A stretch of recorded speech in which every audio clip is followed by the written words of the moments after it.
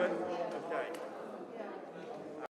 I've got it aimed about as well as I can do it. Yeah. I appreciate the work on that. Thank I you know for it's calling our frustrating. attention. We got it.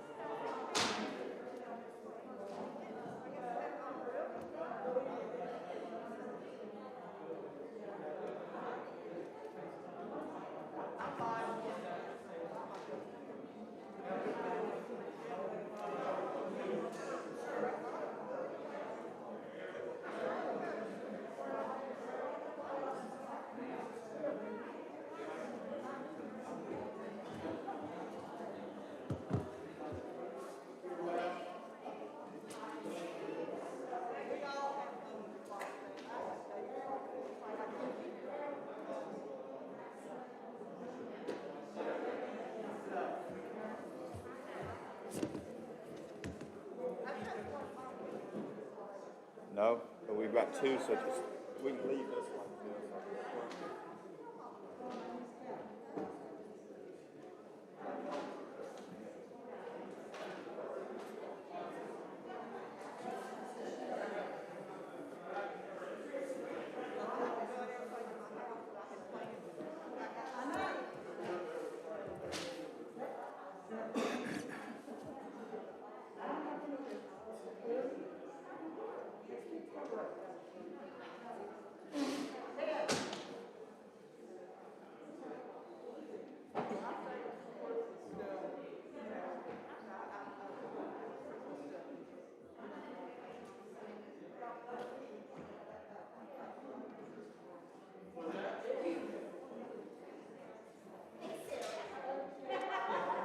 That looks great.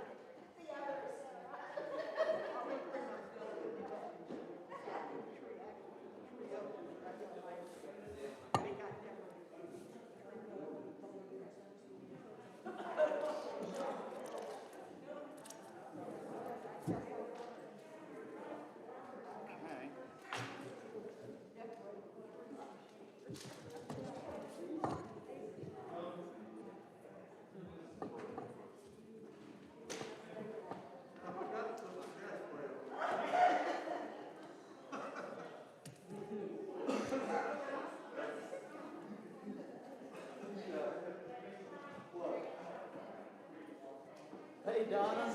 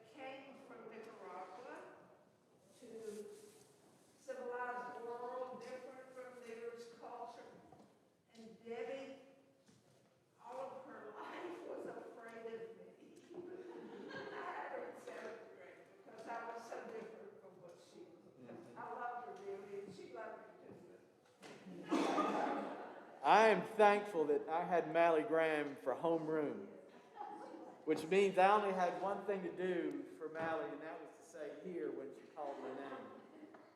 I'm glad I didn't have her for math. I wasn't advanced enough in math. I was, I can't remember who it was, but anyway, Griffith was a great experience for me. And yes, we left civilization to come to North Carolina, as far as I'm concerned, because that's the way the world was ordered for us as kids, was life in Nicaragua.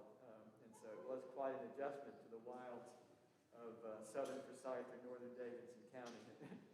There in Freeburg, where there was nothing for miles, what seemed like, because we, in Bluefields anyway, we were in the middle of hundreds of kids and always something to do and great place to play and all of that. And then we get to Freeburg and it was nothing but woods. So that was quite an adjustment. And yes, school was quite different. I was in the 4th grade and so never heard a Southern accent before. I had Miss Brandon for 4th grade math, and she was a wonderful African-American woman, but she had the thickest Southern black accent imaginable. It took me a while, and I was still doing math in Spanish, so to adjust to hearing math in English was quite a challenge as well. So, but we all survived. We all did survive. Okay, perfect. We'll wait for the technology to catch up here. No worries, no worries. And I'll say just a few things again. First of all, thanks for having me. And thank you from the Board of World Mission, because we cannot do what we do without congregations like Home Moravian Church and all the Moravian congregations of the northern, southern, and Alaskan provinces that form really the great majority of our budget.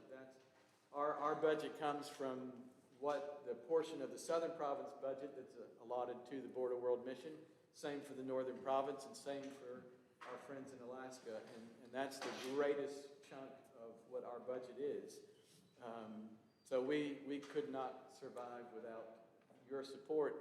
In addition to what comes to us sort of through that channel, through the northern and southern provincial offices, we're also thankful for the many ways in which folks do second mile and do giving to special appeals that we often put out in and around natural disasters. And I'll say a bit about the hurricanes that went through Nicaragua and Honduras late in 2019, and that we spent a good bit, 2020, we spent a good bit of 21 responding to that need. So I'll say a good bit about that, because again, without gifts that come from you all, again, that could not happen. And again, what I see the Board of World Mission as being, is most especially in these days, because it's changed as life changes. We no longer have a long list of full-time missionaries on the field as we did in the 1950s and 60s when my parents were serving. We don't do that anymore. But rather what we do is to help to organize the funding to assist our partners in the ministry that they are doing. And so that changes the focus just a little bit to missionaries from North America going down, to empowering the pastors and church leaders that are present in the provinces that we helped to organize. And so and COVID has really helped to sort of push us even further into that direction, because we can't send even mission teams. We have not been able to do that over the last 2 years. Over here? Okay. Gotcha.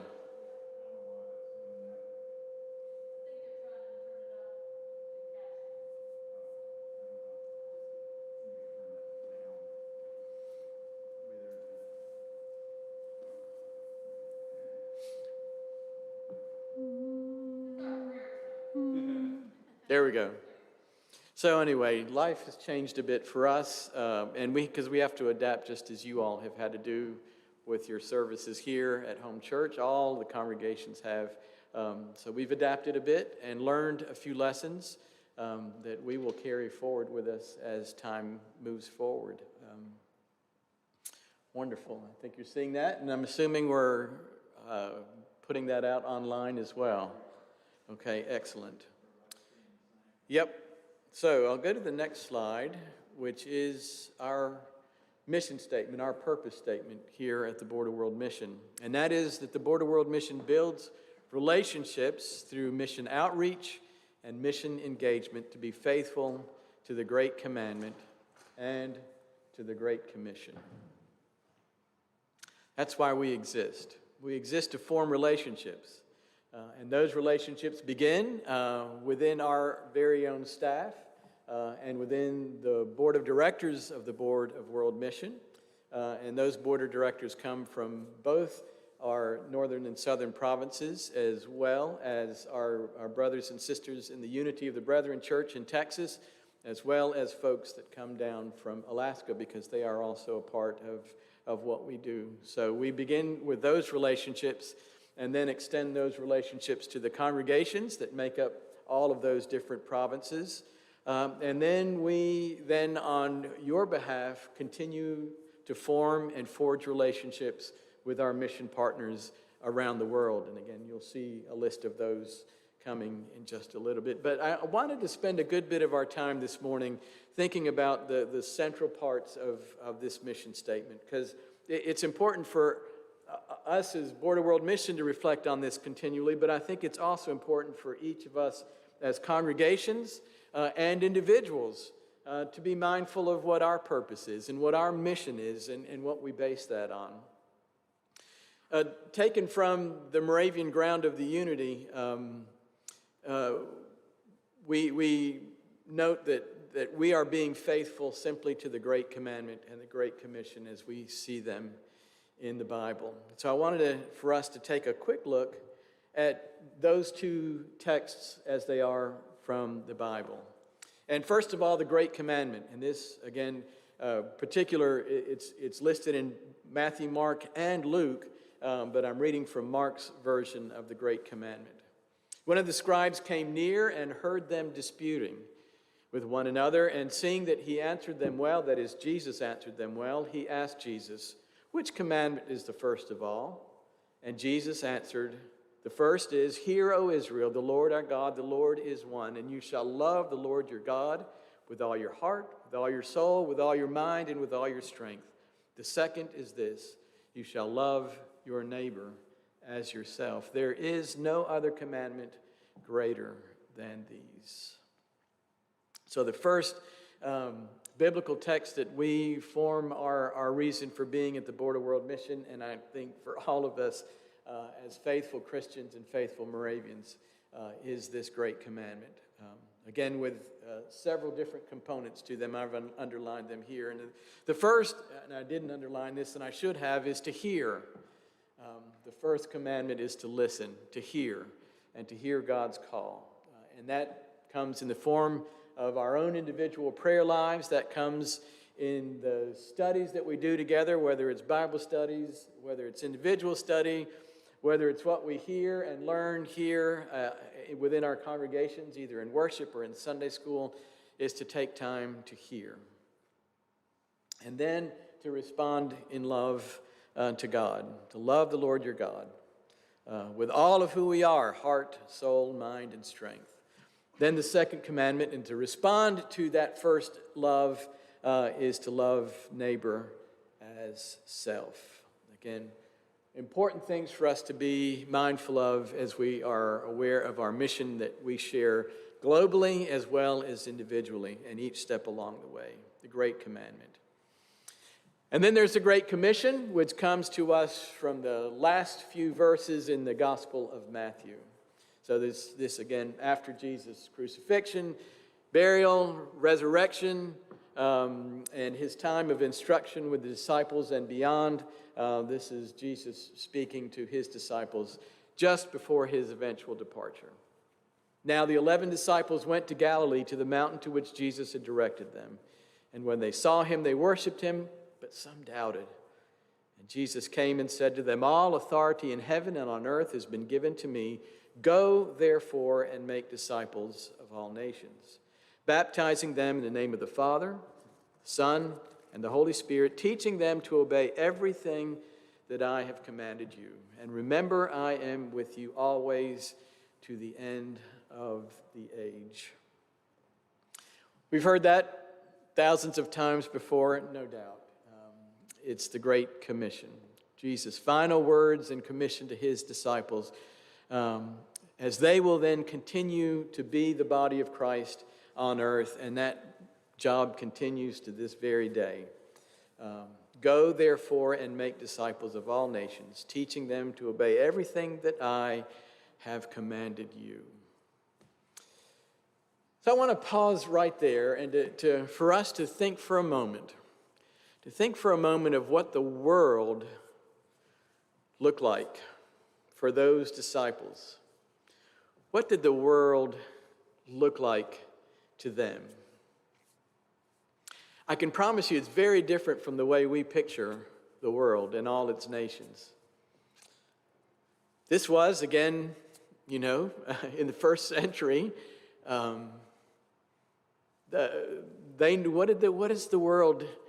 what did it look like to them? It was their sort of immediate surroundings, most likely. They had, again, because of where Israel is located, they were on trade routes, so they knew that there was traffic coming from Africa, from Egypt and from that northern tier of Africa that were going up into Asia and Turkey and Greece and on over to Rome. That was part of their known world, but beyond that, there was not much. And who knows what those disciples knew and how did they picture the world into which Jesus was sending them. It was flat as far as they knew. You could sort of, gaze as far as the boats could go, and the thought was still quite, up until even Columbus, the thought was, there's an edge somewhere out there. So the world looked very different to them. And then to think even further, then, how many people knew about Jesus? When they heard these words from Jesus, how many people knew this carpenter? How many people knew this man? Again, the circle is pretty small, certainly by today's standards. But I mean, I'm just sort of thinking maybe 100 some. Well, he fed 5,000 or more. They had there had been touch points along the way, but how many really knew the whole story by this point? Just a small handful of people. So when he says to go, their go was far different than our go is today into all the nations. And the fact that our world, there's not many corners of the world now that don't know something about who Jesus is. Certainly was the case then. It's very different today. Not everybody's a Christian, and not everybody knows the full story of the life of Jesus and the love of God that is shown through Jesus and the power of the Holy Spirit. No, that's still yet for us to teach and to share with the world. But again, it was very different for these disciples than it is today. To teach them everything that I have commanded you. So I wanted to spend a few moments. So what exactly did Jesus command them to do? What were Jesus' teachings, and what is Jesus asking them to in turn teach to the nations? One place to start is the Sermon on the Mount. There, again, early in Jesus' ministry, Jesus began to speak, and he taught them saying, and this is after, I should have started with verse number 1, because he goes up on a mountain. And next week, and I'll throw the challenge down, who's preaching here next week? Andrew. So throw the challenge down to Andrew, because he's going to preach, perhaps, from Luke's version of the Beatitudes that we have here, which are slightly different than Matthew has them. Then Jesus began to speak, again, from a mountain. Next week, Jesus is going to be saying these words from a plain. Not the mountain, but a plain. Jesus began to speak to them and taught them, saying, "Blessed are the Poor in spirit, for theirs is the kingdom of heaven. Blessed are those who mourn, for they will be comforted. Blessed are the weak, for they will inherit the earth. Blessed are those who hunger and thirst for righteousness, for they will be filled. Blessed are the merciful, for they will receive mercy. Blessed are the pure in heart, for they will see God. Blessed are the peacemakers, for they will be called children of God. And blessed are those who are persecuted for righteousness' sake, for theirs is the kingdom of heaven.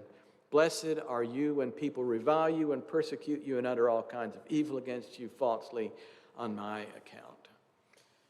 Jesus' first teachings among them, again, blessed are those who are down and out.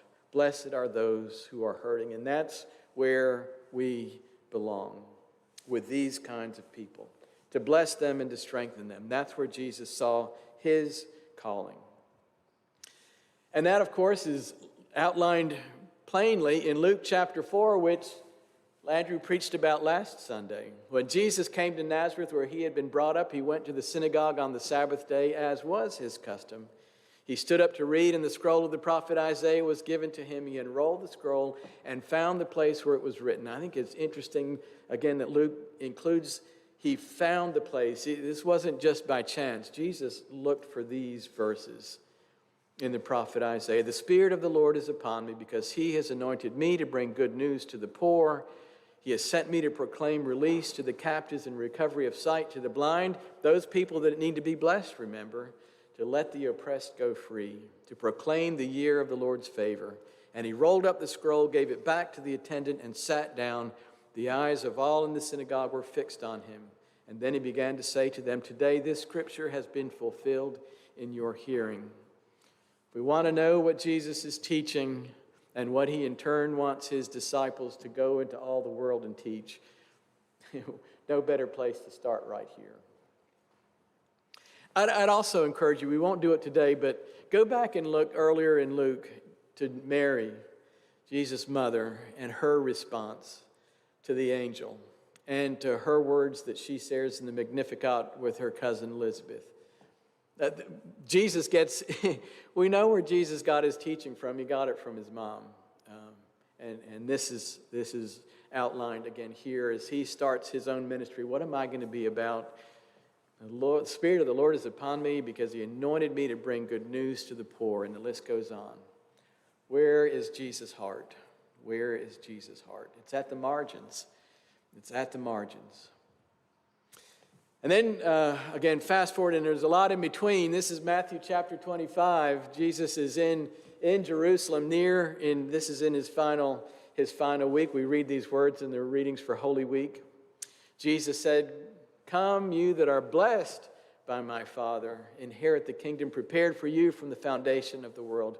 For I was hungry, and you gave me food. I was thirsty, and you gave me drink. I was a stranger, you welcomed me. I was naked, you gave me clothing. I was sick, and you took care of me. I was in prison, and you visited me. Truly, I tell you, just as you did it to one of the least of these who are members of my family, you did it to me." I skipped a few verses in between there, but you get the picture. Where is Jesus' heart? It's with the poor. It's with the hungry, the thirsty, the naked, the sick, the imprisoned. Jesus' heart is at the margins. And that's what he taught consistently throughout his time. And what does he do at the end of his earthly ministry is to share with his disciples, "Go now and teach them what I have commanded you." And these are the things that he commanded them to do. What are we supposed to do? So, again, the Border World Mission receives much of its operating income from provincial budgets of the northern, southern, Alaskan provinces, which I just said. And so, again, we say thank you for that.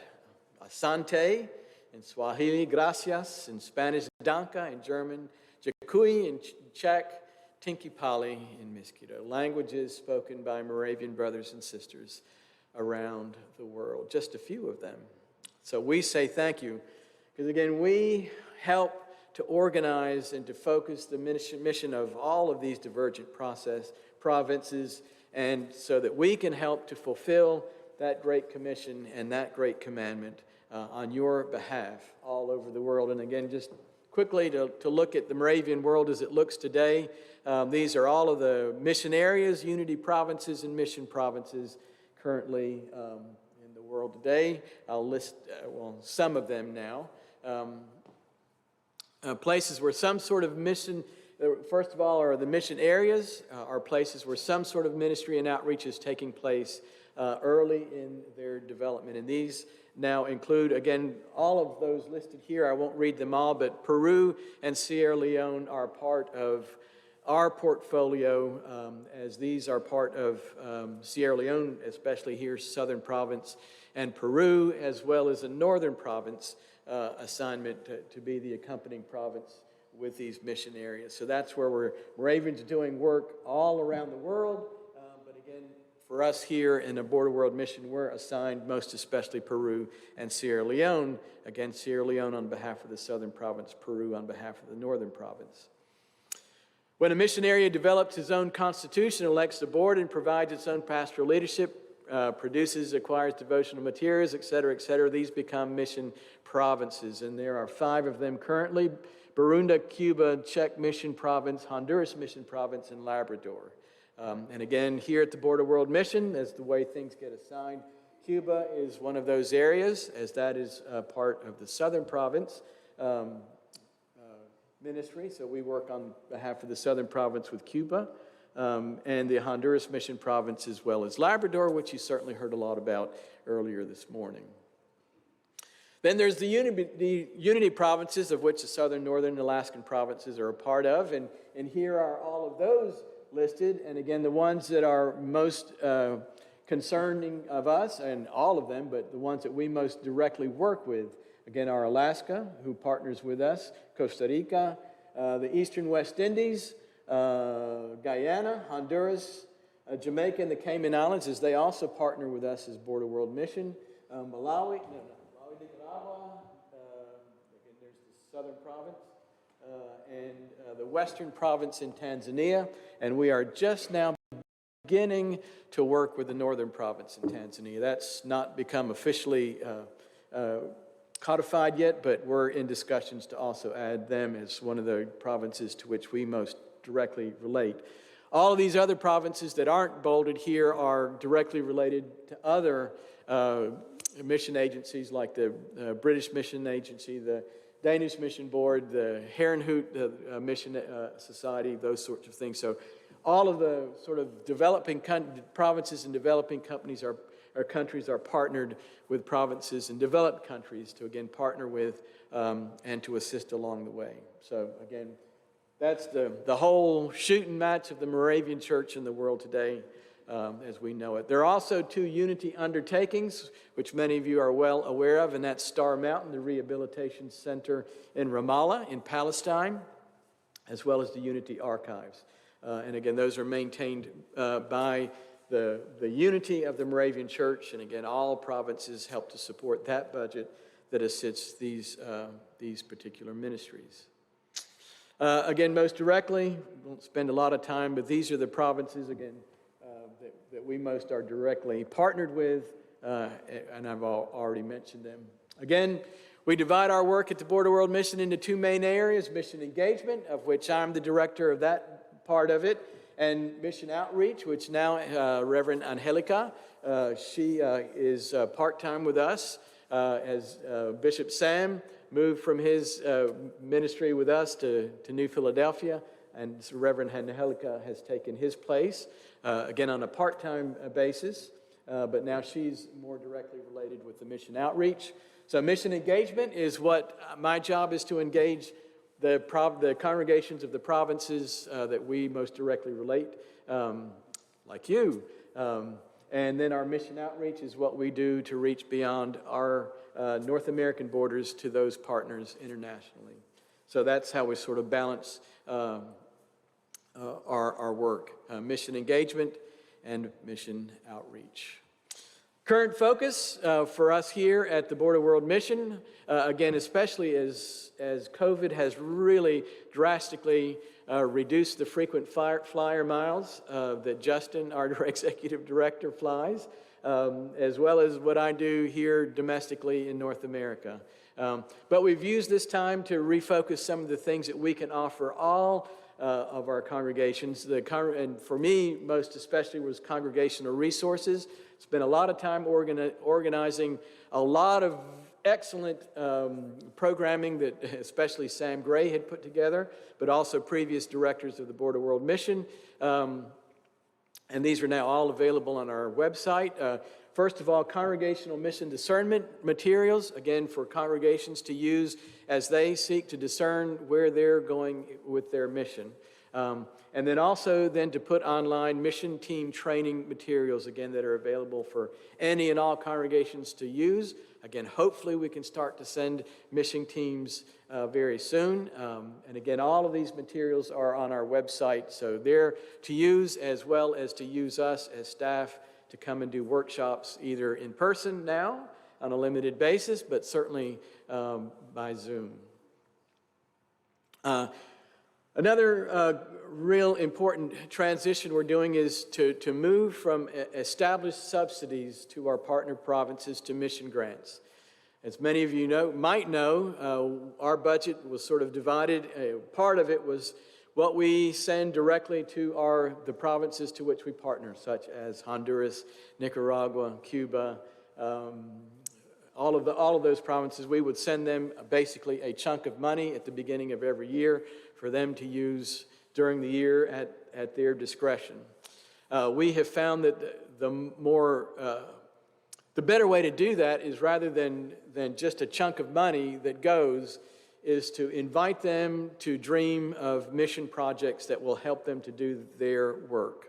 So they write for a mission grant and say, this is how we're going to use the money.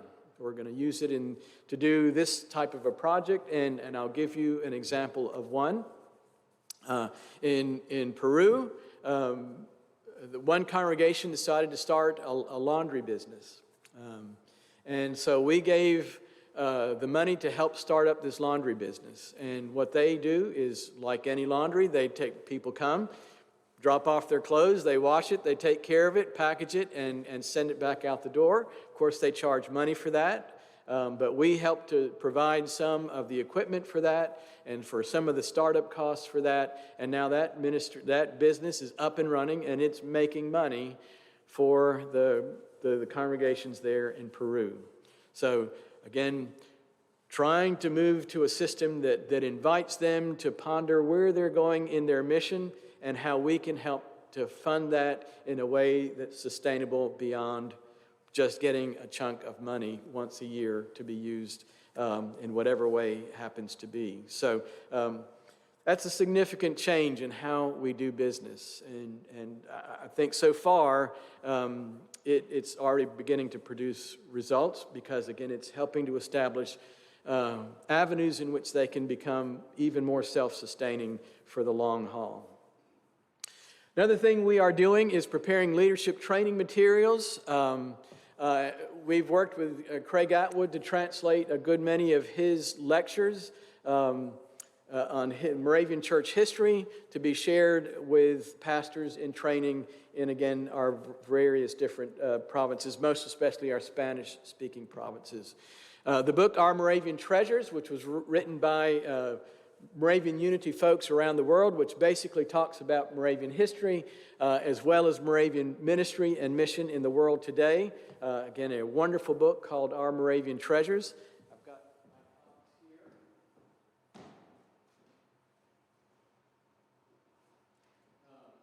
You can order these through our Interprovincial Board of Communication, IBOC, at their website, moravian.org.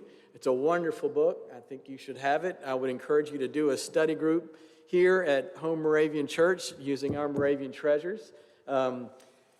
This past year, again, with this downtime, we worked with Sister Lorena Gray and a bit of Bishop Sam as well to translate the book into Spanish for our Spanish-speaking partners. So we are looking forward to doing leadership training in our partner provinces by using this. And actually, right now, again, they don't need it in Spanish, but Bishop Paul Groff, myself, and Pastor Jason Anderson are working with our Labrador province in training lay pastors for their congregations, again using this book as sort of the corner piece of our instruction and discussion time with them. It's a marvelous book, and we are really, really thrilled to have it in Spanish.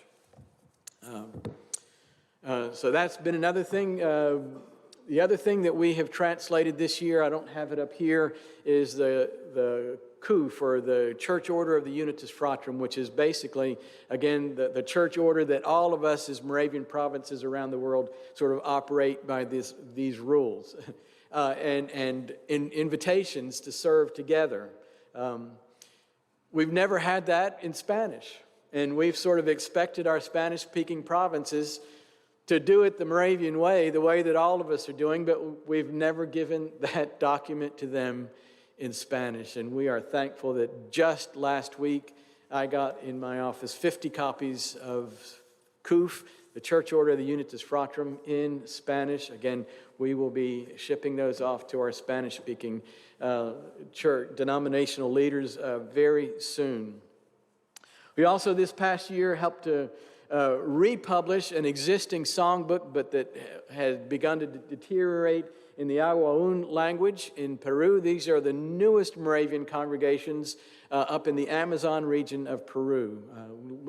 The Peru mission folks, again, quickly left the cities and said, we've got a mission to do up in the Amazon region. And so they are doing, again, they're doing mission work in the Amazon region. We're pleased to, that Border World Mission was able to help reproduce a new songbook, again, for them to be using in their particular ministry.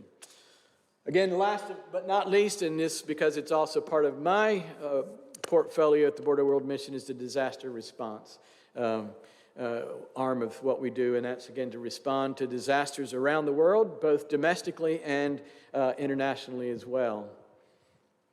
And really a rather remarkable story, and I would put it in the miracle category. This past, since beginning of 2020, again, when COVID first came on board, Moravians donated almost $500,000, out of which the Border World Mission has distributed $438,000 of that, and by now, again, some of that's already gone out. How did we distribute all of that aid? Some of it went right here in North America. When COVID first hit and congregations started to wonder, what in the world are we going to do? We can't hold worship in person. None of our congregations were online, as far as I know, or very few. Home Church, probably one of the few that at least had access to radio. You guys were well ahead of the curve, at least as far as that goes. But most Moravian congregations here in North America, in person and on Sunday morning, was it. And so we immediately, now it's not a ton of money, $200 grants that we gave out to Northern and Southern Province congregations for them to at least purchase Zoom subscriptions and the beginnings of some of the software to be able to do their work online. It was also part of the effort to, right at first, to provide worship services via Zoom, as crude as it was, but for those first couple of weeks, there was just one worship service going out via Zoom until all the congregations started to get on their own 2 feet. So that was also part of that process. But anyway, we gave out over $40,000 worth of grants in those $200 increments in 2000 and 2001, again, for congregations to sort of retool their ability to reach out beyond themselves on a Sunday morning. And in many congregations, I don't know if that's the case here, weekly attendance actually went up in those weeks and months after things got shut down, because they were able to reach out beyond who could walk into church on a Sunday morning. And so we're thrilled for the day that, again, when we're able to be back in person, that congregations will continue to offer their worship services out beyond into the world. Again, I was pleased that my grandkids could watch in in Pennsylvania what was going on here in Winston-Salem this morning. So, again, part of our disaster response was to help North American congregations to the tune of some $40,000. $15,000 to Cuba for COVID and hurricane relief. Same COVID, $11,000 to Peru. To Aguas, $85,000 mostly went to the clinic, but also to a variety of different clinics in the area with COVID supplies. To Nicaragua, $80,000 in hurricane relief efforts. Honduras, $123,000 for hurricane and COVID relief efforts. MDR, that's our Moravian Disaster Response Trailers. We have 3 of them, and they need to be repositioned every now and then. Currently, now we have one here in North Carolina, one at camp, the Hope Conference Center in New Jersey, where it's parked, and one at Mount Morris, our Moravian camp in Wisconsin. So we've got them strategically placed so that when disasters hit, we're ready to roll from that area. We've also had to do a lot of purchasing of new emergency equipment to go into those trailers. Again, things like chainsaws and hammers and other types of saws, you name it, whatever's needed for a disaster response. We sent money to the Congo. We have Moravians there, $5,000 following a terrific flood there. To the Eastern West Indies to assist them in their outreach to St. Vincent after their recent volcano eruption. To the Virgin Islands, $2,500, again, COVID-related expenses. To Star Mountain, our rehabilitation center in Palestine, some $10,000 to help staff their school through COVID. To Albania for earthquake relief, and I know you guys have a connection with them. Bahamas, hurricane relief, $15,000. Haiti, earthquake relief, not too long ago, almost $25,000. And to Rajpur, the Moravian Institute there, again, budget shortfall to help their school continue to operate and helping to pay for COVID testing and vaccines for that school, again, some $13,600. So that's sort of how that money has been spent. Now, I don't want to keep people from the line at K&W, so what time do you usually wrap up here? About now? Okay. Okay. Quick, again, ETA and IOTA were the big things that we really spent a lot of time over the last couple years. Since those hurricanes. I'll just show you some quick pictures. This is Hullover, and just one of the Moravian areas. That's all that's left in Hullover was the church steeple. I don't know we've not heard much from them since, but I know that the government was strongly encouraging them not to go back because it's so remote and the destruction was so complete. This moving water here you think is a river, that didn't exist before the hurricanes went through. So anyway, just pictures of the destruction. It was amazing. But what was even more amazing was the response. These were supplies we sent to Honduras. Again, more to Honduras. What you all helped us, well, just one thing quickly, and then I'll wrap up. Relief agencies, when disasters happen, the hardest thing for them to do is to go into areas where they don't have a network and where they don't know who does what and how to get the money to where it needs to be so that it's spent as much as they can control, where it's spent to where it needs to be spent. Organizations such as Habitat for Humanity, Samaritan's Purse, Lutheran World Relief, they, with these hurricanes, immediately latched onto the Moravian Church because we have the networks. And they trusted us to be able to work those networks to get that money from, say, Managua to Bilwi, Puerto Cabezas, and then from there into the communities that needed it. And it all went by Moravian connections. So that's So we not only with our some almost $400,000 that we put into that hurricane relief effort, it was more than tripled by all of these other relief agencies that said, we'll jump on board with you. For instance, the Lutherans, over $280,000 the Lutherans gave us in materials and supplies. And Haynes here in Winston-Salem, because they have a plant in Honduras, they put our stuff on their ship and here in Florida and took it down to Honduras, no cost to us. And that, I mean, to ship $280,000 worth of material, that cost a lot of money. And Haynes, God bless him, got it there for no cost. So again, that's what we can do in those areas of the world where we have connections and people, other relief agencies. So they take what we got, our measly $400-some thousand, which sounds like a lot to us because it was a lot to us. But they, again, more than tripled what we were able to do because they knew we had the connections. So all that's to say, thank you for what you do, and thank you for what you give to us. And I'll take any quick questions. Are there questions?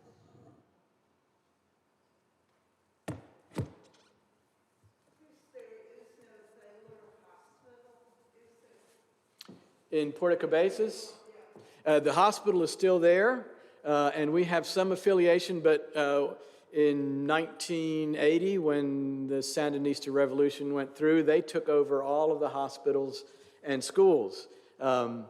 So the government basically runs the hospital, but I know we still do some things with them. We do more with the hospital and the clinic in Billis Karma. Whether it still keeps the Taylor name, I don't know. It's been a long time since I've been in Bilwi. But I know we do a lot more with the hospital in Billis Karma as well, because again, the government presence isn't as great there as it is in Bilwi, as well as then obviously the clinic in Honduras. We're still tied into that.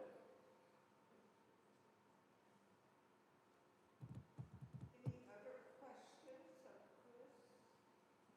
How do you think Chris,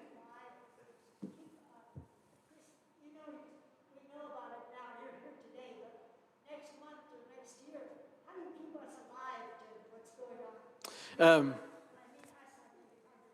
Yep. So we now have a regular section in the Moravian magazine. So tune into the Moravian magazine whenever it comes out. There should be a Border World Mission section in there.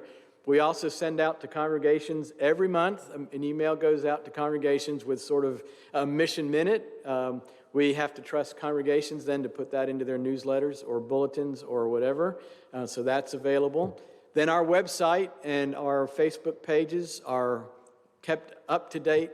They change by the day with news that we can offer. So you can always tune into moravianmission.org and get the latest news, or the Moravian Border World Mission Facebook page. Always. And again, when disasters usually hit, I send out a bulletin insert that usually says, this just happened, and this is how we're reaching out. If you want to donate, go to our website and hit the donate button, and you can give to our effort to wherever the next disaster happens to be. How many of you knew that Fran Hitter had served in Alaska? How many of you knew Fran Hitter's my cousin?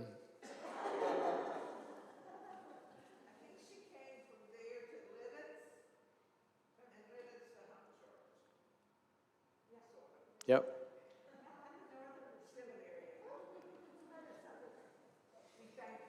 Yep. Fran and my dad were first cousins, so we're first cousins once removed, as well as Debbie is.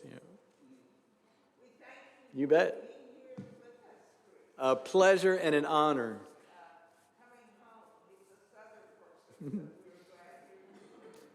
And we're so thankful that we've been able to present our month of learning about people serving, people receiving, and the work that we still have to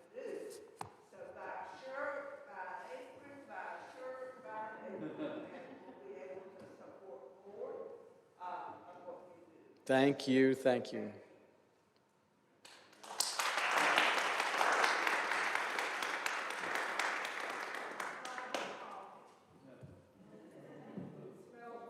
It does.